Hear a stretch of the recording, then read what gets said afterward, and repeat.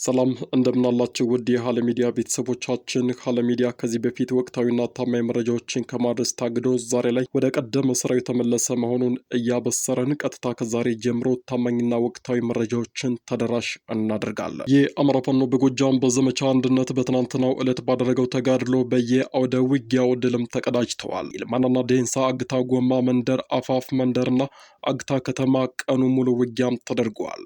የተሳተፉ ብርጌዶችም ከአንሙት ያዛቸውና ባህር ዳር ብርጌድ የተውጣጣ ኃይል ውጤት ከ70 በላይ የሚሆን ጠላትም ተደምስሷል። ዳንግላ ከቀኑ 9 ሰዓት ተኩል ጀምሮ ውጊያም ተደርጓል። መንገሻ ጀንበሬ በከፍተኛ ማጥቃት አባድራ አስለቅቆ ወደ አፈር ማፈሻ ላይ እንዲያፈገፍግም አድርጎ አባድራ ያፈገፈገው ጠላት መድኃኔዓለም ቤተክርስቲያን ላይ ምሽግ አድርጎ ራሱን አትርፏል። ፋኖ ወደ ቤተክርስቲያን መተኮስም አልቻለም። በመጨረሻም አባድራ ቤተክርስቲያን የነበረውን ኃይል ቀጫራት ተጨማሪ ኃይል ይዞ ቢመጣ ተቀጥቅጦ ፋኖ ኦፕሬሽኑን ጨርሶ ከከተማም ወጥቷል። ሜጫ ከብራቃት ወደ ሪም ዴንሳባታ መሄጃ በተለምዶ አጠራ ተብሎ የሚጠራው ቦታ ላይ በተለይም ጋፊት እና ገብርኤል ላይ የነበረው ምሽግ አስለቅቆ የፍጣ ሚካኤልና ብራቃት በነበረ ውጊያ መከላከያ ፈርጥጦ የገባበትም አልታወቀም።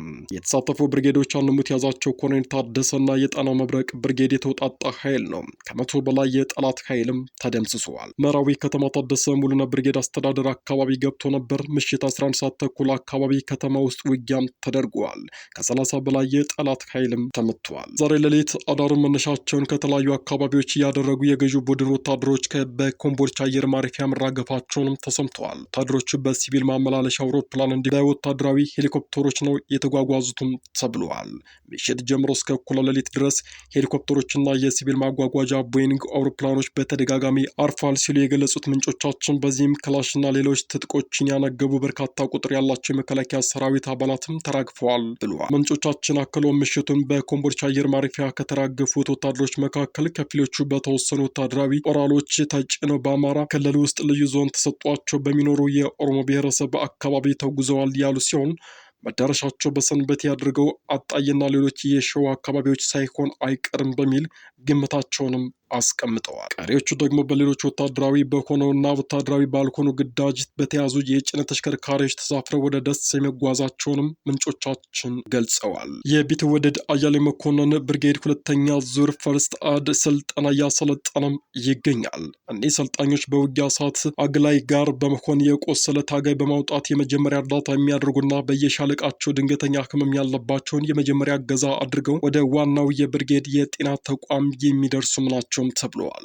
የብርጌዱ የጤና ኃላፊ ዶክተር መጣለም አበረ እንዳሉትም እኒህን ሰልጣኞች አሰልጥነን ካስመረቅን በኋላ ከብርጌድ አመራሮች ጋር በመነጋገር ተገቢውን ግብዓቶች ለማቅረብም ዝግጁ ነን ብለዋል። ቀጣይም ከዚህ በላይ በዘመነ መንገድ ስልጠናውን አጠናክረን ቀጥለን ውድ የሆነውን የሰው ልጅ ህይወትም ለመታደግ ቃል እንገባለን ብለዋል። 50 የአድማ ብተና አባሎች ከነሙሉ ትጥቃቸው ፋኖን ተቀላቀሉ። ሰሞኑ በየዞኑ ከተመደቡ አዳዲስ ምሩቃን የአድማ ብተና ኃይሎች መካከል በቁጥር 50 አባሎች ከነሙሉ ትጥቃቸው የአማራ ፋኖ በወሎ ቤተ አማራ መቀላቀላቸውንም ሃለ ሚዲያ ለማረጋገጥ ችለዋል። የሰሜን ወሎ ዞን ዋና አስተዳዳሪ የሆኑት አቶ አድራጌ ይመርና ሌሎች የዞኑ አመራሮችን ጨምሮ የወልዲያ ከተማ አስተዳደር እንዲሁም በከተማ በሌተናል ጄኔራል አሰፋ ቸኮላ የሚመራው የሰሜን ምስራቅ እዝ አመራሮች በተገኙበት ደማቅ አቀባበል ተደርጎላቸው የነበሩት የአድማ ብተና አባላት ይህ በሆነ በማግስቱ ከነሙሉ ትጥቃቸው ፋኖንም ተቀላቅለዋል። ወትሮም ቢሆን ትጥቅ ለማግኘት እንጂ የዚህን ጸረ አማራ አገዛዝ ዕድሜ ለማራዘም አልገባንም የሚሉት የአድማ ብተና አባላት በሁሉም የአማራ ክልሎች ዞን የተመደቡት ጓዶቻቸው ሳይውል ሳያድሩ በአቅራቢያቸው የሚገኙ የፋኖ አደረጃጀቶችን እንዲቀላቀሉ መልእክትም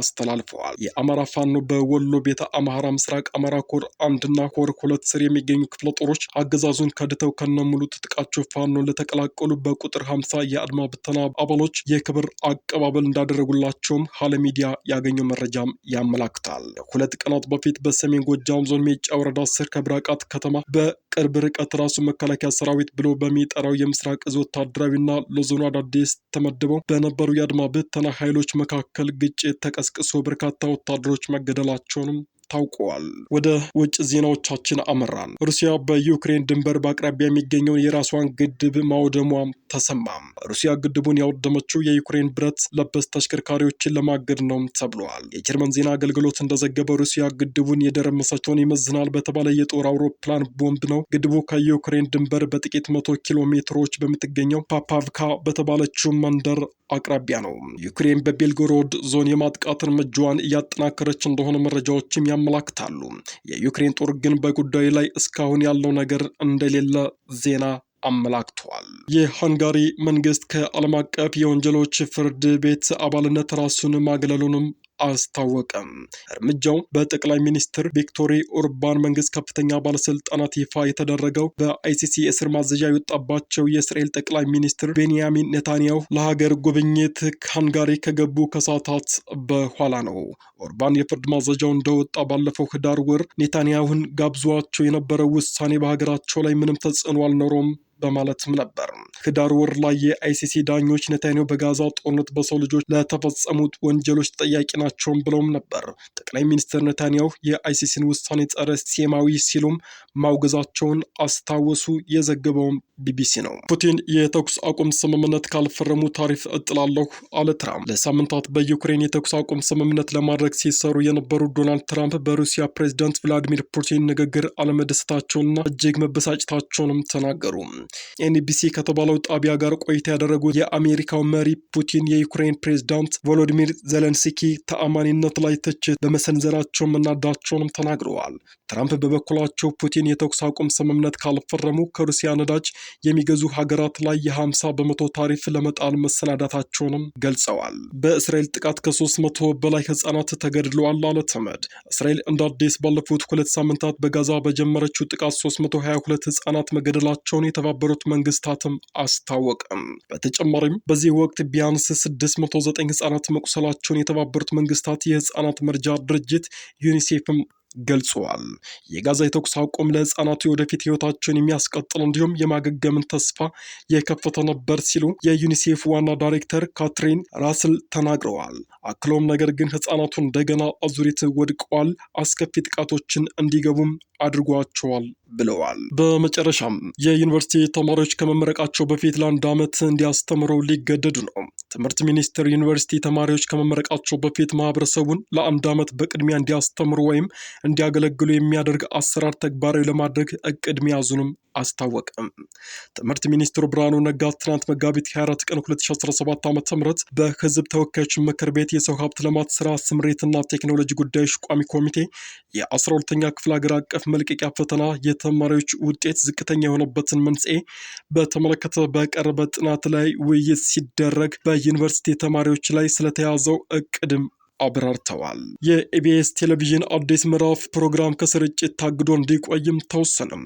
በኢቢኤስ ቴሌቪዥን ጣቢያ የሚተላለፈውና አዲስ ምዕራፍ የተሰኘው ፕሮግራም በኤዲቶሪያል አሰራር ላይ አስፈላጊውን እርምት በመውሰድ ለባለስልጣኑ እስኪያሳውቁና ውሳኔ እስኪገኝ ድረስ ከስርጭት ታግዶ እንዲቆይ የተወሰነና የጽሁፍ ማስጠንቀቂያ የተሰጠ መሆኑንም የኢትዮጵያ መገናኛ ብዙሃን ለባለስልጣናቱ አስታውቀዋል። ባለስልጣናቱ እሁድ መጋቢት 14 ቀን 2017 ዓ.ም ያሰራጨውን ፕሮግራም ከመገናኛ ብዙሃን አዋጅና ከዘርፉ ህጎች አንጻር በመገምገም አስተዳደራዊ እርምጃ መውሰዱንም ነው የገለጹት። ውድ የሃለ ሚዲያ ቤተሰቦቻችን ለሰዓቱ ያዝናቸው መረጃዎች እነዚህን ይመስሉ ነበር። በሌላ መረጃ እስከምንገናኝ ድረስ መልካም ጊዜ። በቆይታችሁ ሰብስክራይብ፣ ላይክ፣ ሼር ማድረጋችሁን እንዳትዘነጉ።